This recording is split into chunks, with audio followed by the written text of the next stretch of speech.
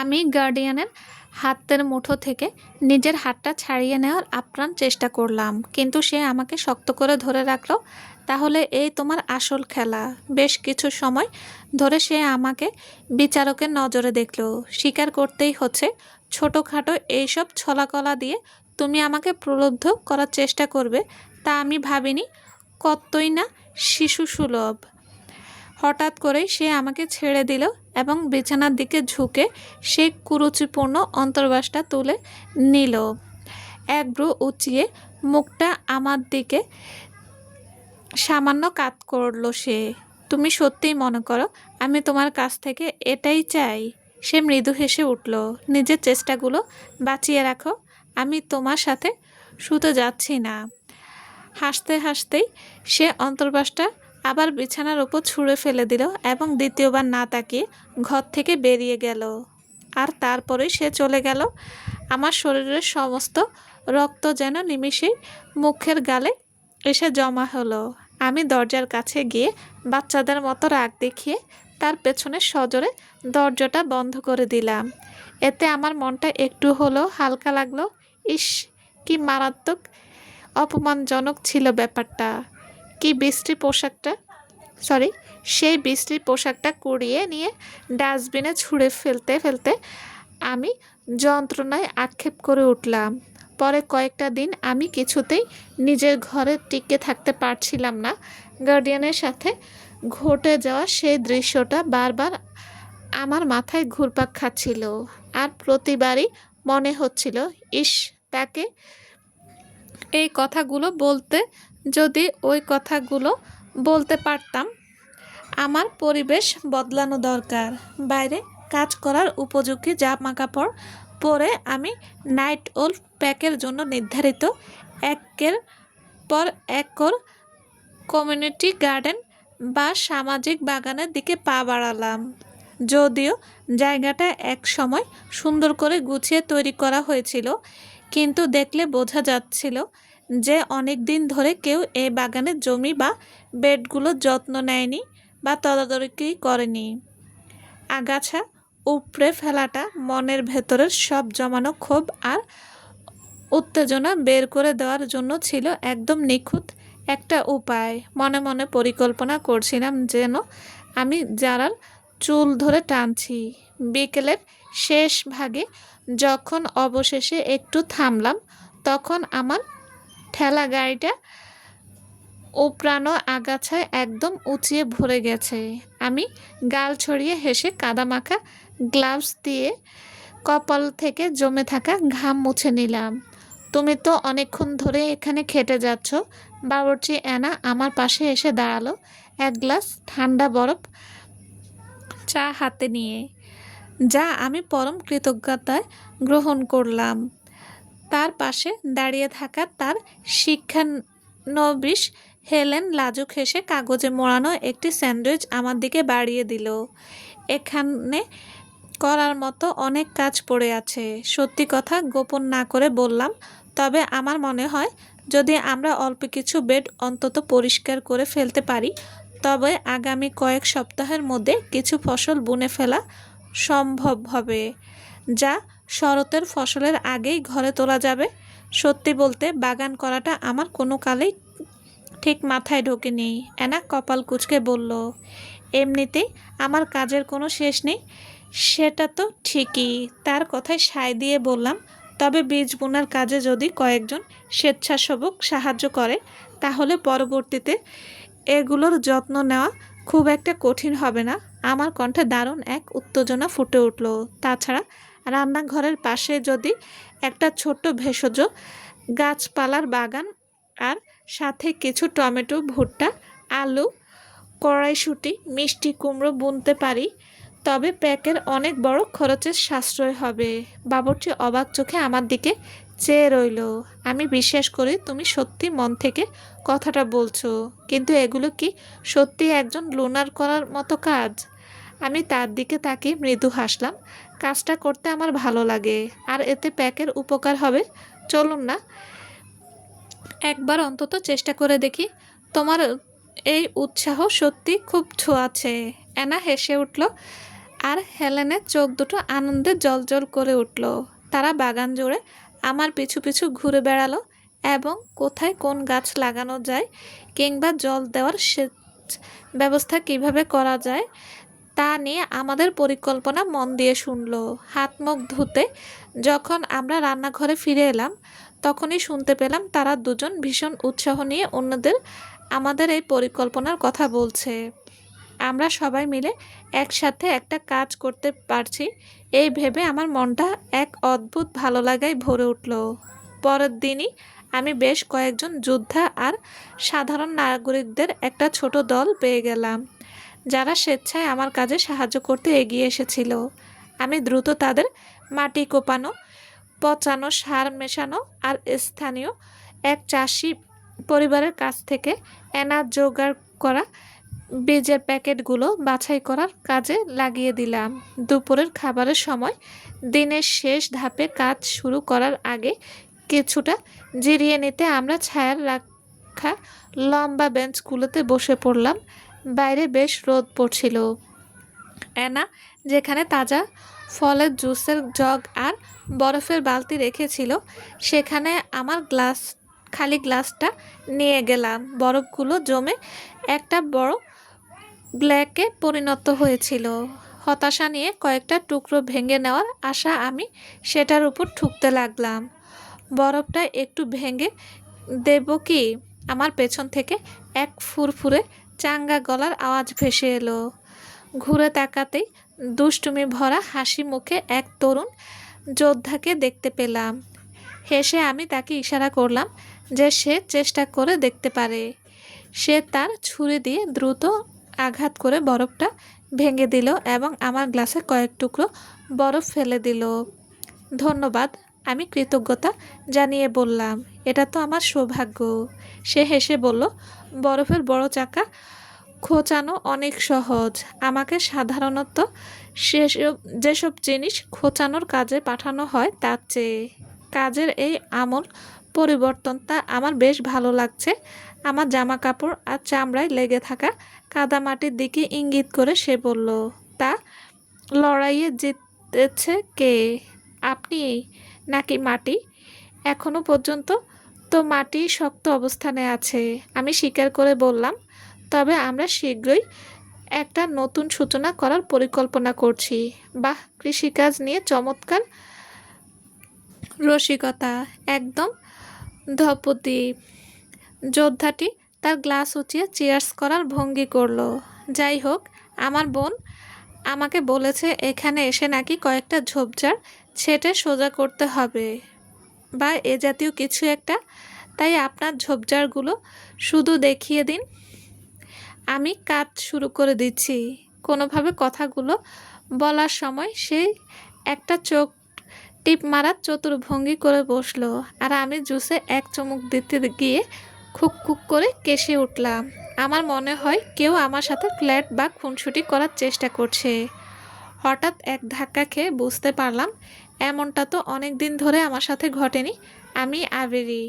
পরিচয় করিয়ে দেওয়ার উদ্দেশ্যে নিজের নাম বললাম।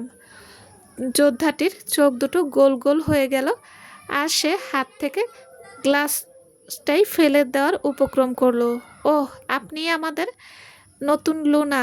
সে সাথে সাথে মাথা নিচু করে অভিবাদন জানালো। লুনা, দয়া করে আমার এমন অনানুষ্ঠানিক কথাবার্তার জন্য ক্ষমা করবেন। আমি আপনাকে ছোট করার জন্য কিছু বলিনি। আরে না না, আমি কিচ্ছুটা হতভম্ব হয়ে তার দিকে চেয়ে রইলাম। আরে একদমই না, এতদিন পর একজন সাধারণ মানুষের মতো কারো সাথে কথা বলতে পেরে আমার সত্যিই খুব ভালো লাগছিল। আমি স্বীকার করে নিলাম, এখন না হওয়া পর্যন্ত আমি বুঝতে পারিনি যে সাধারণ কথোপকথন আমি কতটা মিস করছিলাম। তাহলে আপনার সাথে দেখা হওয়াটা আমার জন্য আনন্দের বিষয়। আমি ইয়ান। তরুণ যোদ্ধাটি আবারও মাথা নিচু করে সম্মান জানালো। আরও হলো আমার বোন মেলোডি। সে কাছেই বসে থাকা একটি তরুণীর দিকে আঙ্গুল তুলে দেখালো যে হাত নিয়ে আমাদের অভিনন্দন জানালো। তোমার সাথে দেখা হয়েও খুব ভালো লাগলো ইয়ান, আমি মন থেকে বললাম। আমি নতুন লুনা হয়েছি বলেই আমাকে এড়িয়ে চলতে হবে এমনটা ভেবে সংকোচ বোধ করো না। আমি আমার সাধ্যমতো চেষ্টা করব লুনা। উম, আবেরি। ইয়ান একপাশে মুখ বাঁকিয়ে হাসল। তবে আপনার ঝোপঝাড় বা ঝোপের সীমান্ত থেকে দূরে থাকাই হয়তো আমার জন্য সবচেয়ে নিরাপদ হবে। আমি খিলখিল করে হেসে উঠলাম। ছেলেটি সত্যি খুব প্রাণবন্ত। বিকেলের বাকিটা সময় কাজ করার পাশাপাশি আমরা বেশ খোশ গল্পে কাটিয়ে দিলাম।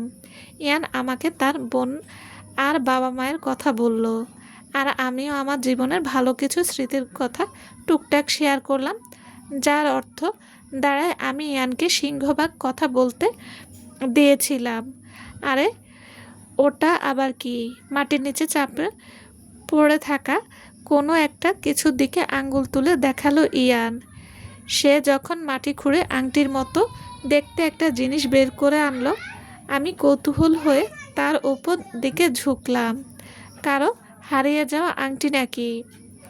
মাটি থেকে সে যা খুঁজে পেয়েছে তা পরীক্ষা করে দেখার জন্য আমরা দুজন একসাথে উঠে দাঁড়ালাম। ওটা ছিল একটা বড় চাঁদের পাথরের আংটি, যদিও পাথরটার মাঝখান দিয়ে ফেটে গিয়েছিল। আংটিটা ঘুরিয়ে ঘুরিয়ে আলোর দিকে ধরে দেখার জন্য আমি ইয়ানার হাতের উপর নিজের হাত রাখলাম। আমরা সেই হারিয়ে যাওয়া গয়নাটা পরীক্ষা করে দেখতে এতটাই মগ্ন ছিলাম যে আমাদের চারপাশের বাকি চাষির দলটি যে সম্পূর্ণ চুপ হয়ে গেছে তা খেয়াল করতেই আমার কিছুটা সময় লাগলো। মাথা তুলে তাকাতেই দেখলাম গার্ডিয়ান আর একদল যোদ্ধা বাগানের এক প্রান্তে দাঁড়িয়ে স্থির দৃষ্টিতে আমাদের দিকে তাকিয়ে আছে। একটা মনে মনে গালি দিয়ে আমি দ্রুত ইয়ানের হাত থেকে নিজের হাত সরিয়ে নিলাম। চোখের পলকে ইয়ান বাগানের মধ্যে দিয়ে দ্রুত হেঁটে গিয়ে গিডিয়ানের সামনে হাঁটু গেড়ে বসে পড়ল। আমার অপরাধের জন্য ক্ষমা চাচ্ছি আলফা।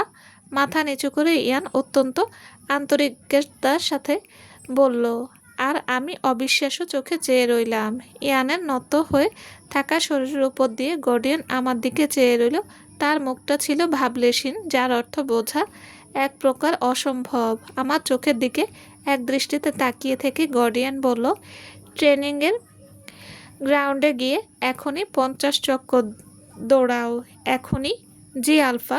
ইয়ান উঠে দাঁড়ালো, আবারও মাথা নিচু করে অভিবাদন জানালো এবং ট্রেনিং গ্রাউন্ডের দিকে দৌড় লাগালো।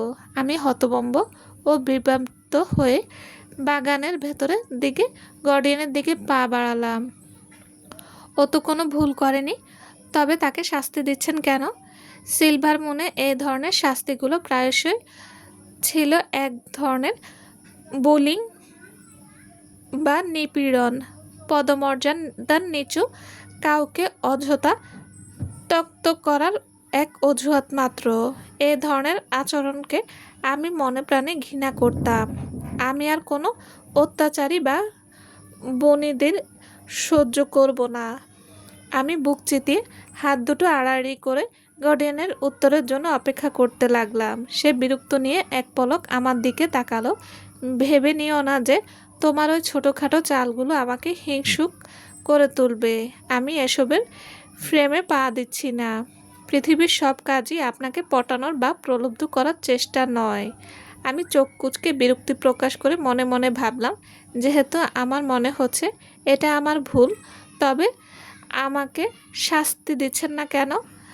আমি চোখ কুঁচকাতেই গার্ডিয়ান দৃষ্টি আরও তীক্ষ্ণ হয়ে উঠল। তুমি কি সত্যি শাস্তি পেতে চাও? গার্ডিয়ান প্রশ্ন করল। তার গলার স্বরে এক ধরনের বিপজ্জনক প্রচ্ছন্ন হুমকি ফুটে উঠেছিল। কিন্তু আমার অবাধ্য মন অহেতুক ভেবে বসল, এই শাস্তি শব্দটার চেহারা বাস্তবে কেমন হতে পারে। হঠাৎ অপ্রস্তুত হয়ে আমি লাল হয়ে উঠলাম। চিবুক নিচু করে সেই সব বিপজ্জনক চিন্তাভাবনা মন থেকে ঝেড়ে ফেলার চেষ্টা করলাম, কিন্তু অনেক দেরি হয়ে গেছে। গিডিয়ান ইতিমধ্যে আমার আরও কাছে এগিয়ে এসে সে আমার ওপর তার বিশাল শরীর নিয়ে ভর করে দাঁড়ালো আর এক হাত দিয়ে আমার থুতনি চেপে ধরে মুখটা তুলে সোজা তার দিকে তাকাতে বাধ্য করলো। আমি অ্যাবেরির থুতনিটা উপরের দিকে তুলে ধরলাম। তার গায়ে কাদা আর মাটির দাগ লেগেছিল। আর তার থেকে ভেসে আসছিল মুক্ত বাতাস ও চারাগাছের তাজা সুবাস। তার সুন্দর ঘায়ের বাঘটি যেখানে গিয়ে কাঁধে মিশেছে, আমি সেদিকে একদৃষ্টিতে তাকিয়ে রইলাম। জায়গাটা বেশ চমৎকার ছিল, কিন্তু আফসোস সেখানে কোনো সঙ্গী হওয়ার দাগ বা চিহ্ন ছিল না।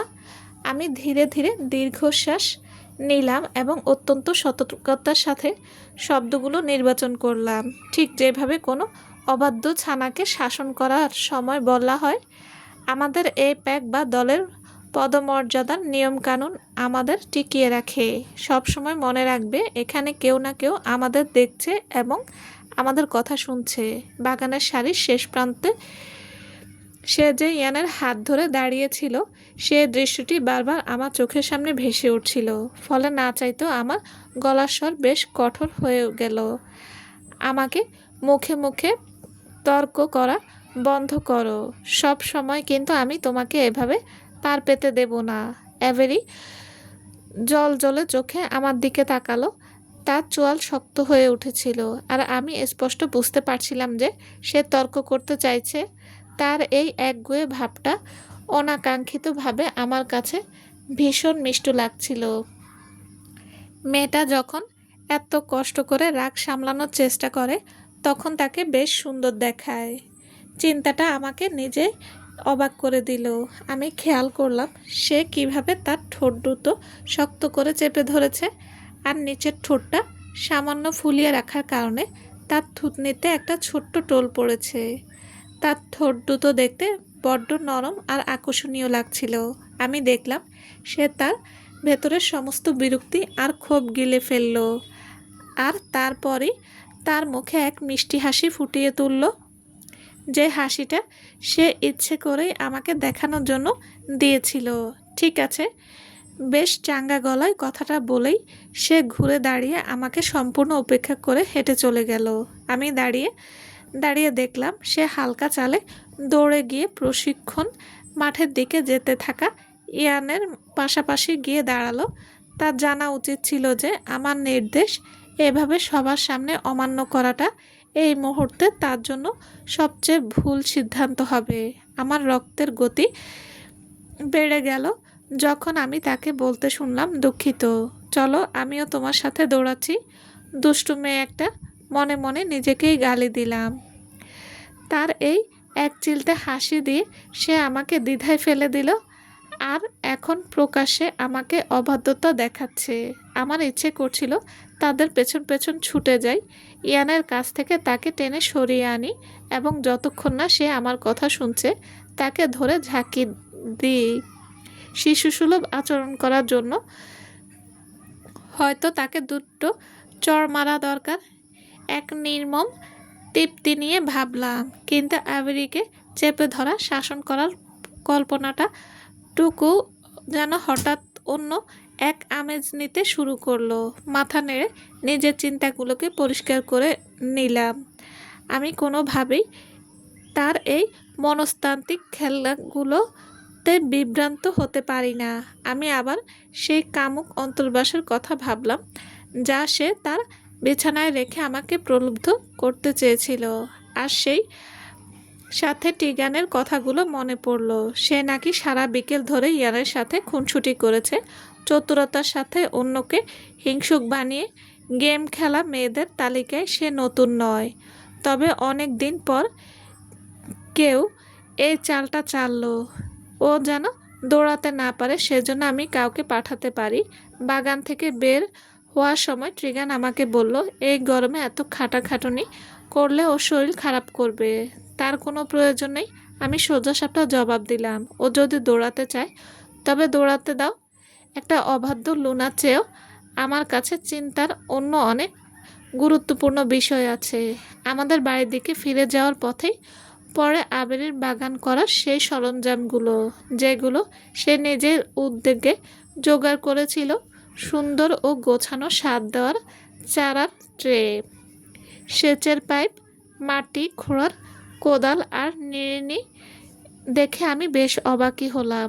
আমার এই অবাক দৃষ্টি দেখে ট্রিগান বলল, এসব জিনিসপত্রের বেশিরভাগই গুদাম ঘরে আগে থেকেই ছিল, তবে এবারের প্রথম তালিকা দেখে এসব খুঁজে বের করেছে এবং যা যা দরকার তা এক জায়গায় করেছে। অ্যানা বলেছিল ওর এই বাগানটি পুরোপুরি চালু হয়ে গেলে নাকি আমাদের প্রতি বছর সবজির খরচ প্রায় 20% কমে যাবে। 20%! এটা নিশ্চয়ই কোনো হিসাবের ভুল। পরে অ্যাভেরি আর অ্যানার তৈরি করা সেই হিসাবের খাতা পরীক্ষা করে দেখার পর আমি স্বীকার করতে বাধ্য হলাম যে এ ধরনের কোনো পরিকল্পনা আমি কখনোই মাথায় আনিনি। তার এই দূরদর্শিতা আর বুদ্ধিমত্তা আমাকে সত্যিই মুগ্ধ করলো। ও যেটা চায় খেয়াল রেখো যেন ও সেটা পায়। আমি নির্দেশ দিলাম। বিকেলে সেই বিরক্তিকর দিকটা বাদ দিলে অ্যাভেরিকে কোনো কাজ পেয়ে বেশ আনন্দিত দেখাচ্ছিল। মেয়েটি বেশ বাস্তববাদী এবং বুদ্ধিমান। ট্রিগান পরম আন্তরিকতার সাথে বলল, যা একজন যোগ্য লুনার জন্য অত্যন্ত প্রয়োজনীয় গুণ। আমি বুঝতে পারছিলাম সে আমার প্রতিক্রিয়ার উপর নজর রাখছে। চলবে।